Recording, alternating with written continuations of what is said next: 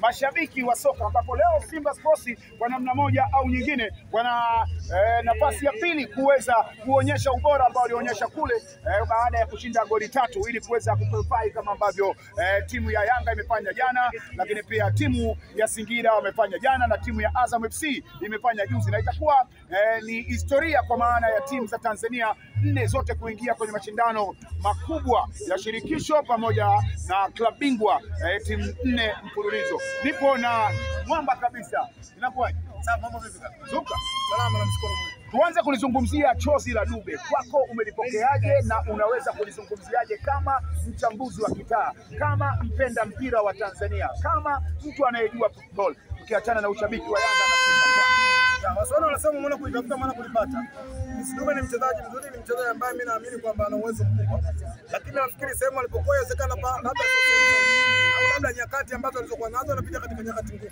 Lakini unajua siku zote ubora wa Prince Dube, Azam Football Club ndio watu ambao walikuanza kufanyaje? Kumuona.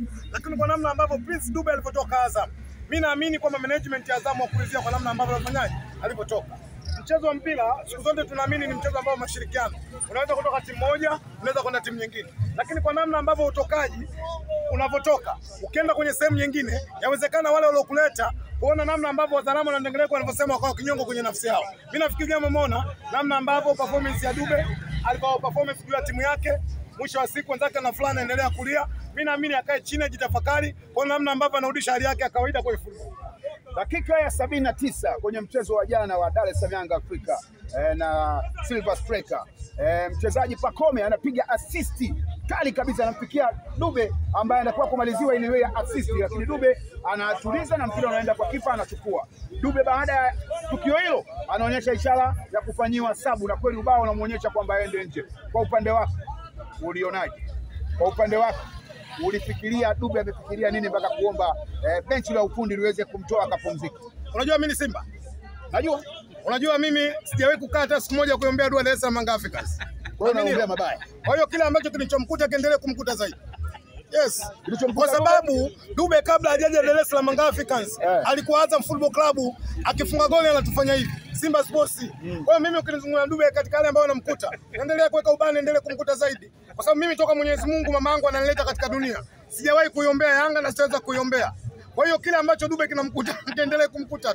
Ikiwezekana sio Dube hata mwingine kimkuta. Yaani nikisema kwamba wewe ndio mbaya wa Dube nitakuwa nimekosea? Hujakosea. Naendelea kupiga dua. Hujakosea, naendelea kupiga dua. Kwa maana unaweka ubani? Yes, napiga ubani na muomba Mwenyezi Mungu, Mungu wa Isiaka, Mungu wa Yakobo aendelee kulia, vilio viendelee kutawala. Kwa sababu mimi nikiona mtu yote anunasaba na Dar es Salaam Africans akiteseka, mimi kwangu ndo furaha. Tabasamu lako ni lipi baada ya Yanga kuqualify kwenda makundi? Hakuna tabasamu zaidi ya maumivu katika nafsi yangu, kwa sababu siku zote nikishuhudia dhuluma wasiipende. Dhuluma wasisapoti. Umesema dhuluma hapo. Dhuluma ndio. Unamaanisha nini? Nilichokishuhudia kuna namna ambavyo jana Silva wanadhulumiwa. Hakuna mwanadamu mwenye akili timamu kama mimi akalikataa katika hili. Goli safi, goli clear. Mimi naamini Silva waendelee kulia, Mungu atapokea madua yao. Tunakwenda katika makundi. Lakini Yanga jana wametambulisha kocha baada tu ya kuqualify.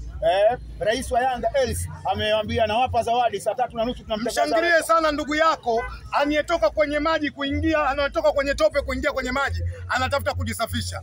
Lakini mcheke sana mtu kimkuta katoka kwenye maji kaingia kwenye tope. Ndio yale tu.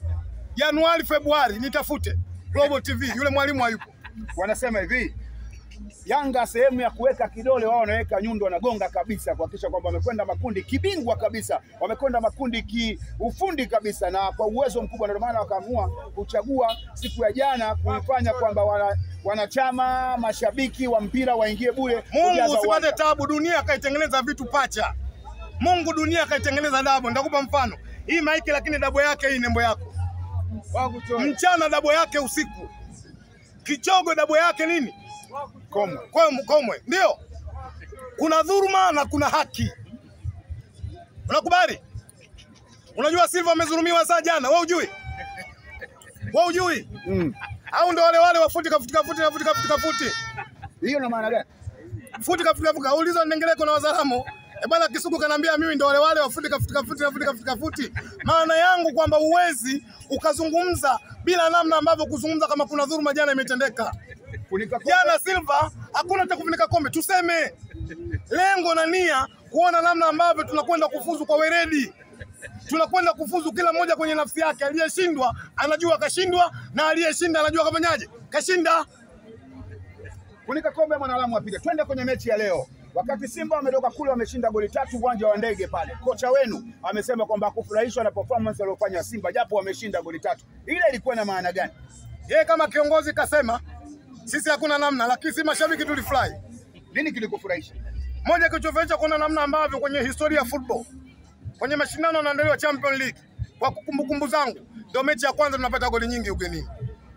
Na ndio maana leo kila ukiangalia sura ya mwana Simba, sio inatabasamu, kwa sababu ukiangalia rekodi sahihi ya Simba hakuna mashindano ya Champions League au shirikisho aliyokwenda kuqualify kwa kutabasamu. Leo rudia historia, tuna qualify kwa mara ya kwanza, tunacheza na Mkana Devils ya Zambia. Tunapiga Kitwe pale 2-1, Simba tunapata goli moja ya penalty.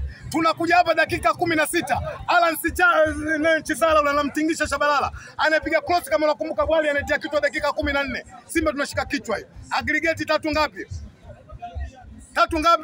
3-1 hiyo. Clatous Chota Chama anachukua kule Bali anaiweka kati, Jonas Gerald Mkude nungunungu kama anataka kupiga follow anaiweka. Alan Chibu anatanua mbavu, watu tunazihesabu, kumbe kuna mbavu 3.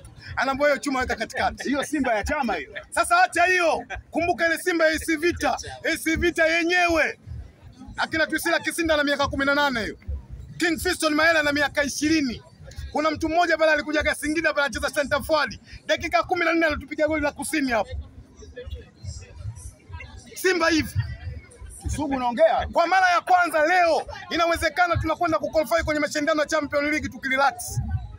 Wanasema kisije kuwakuta kilichowakuta Silva. This is football. Kwa maana kule walishinda, wamekuja kwao, wamekuja nyumbani wakaweka. Kufanya kosa sio kosa, bali kurudia kosa ndio kosa. Na hili unanikumbusha nami niliwakumbusha wachezaji wa Simba. Bahati nzuri jana nimeongea na wachezaji 6 wa Simba Sports.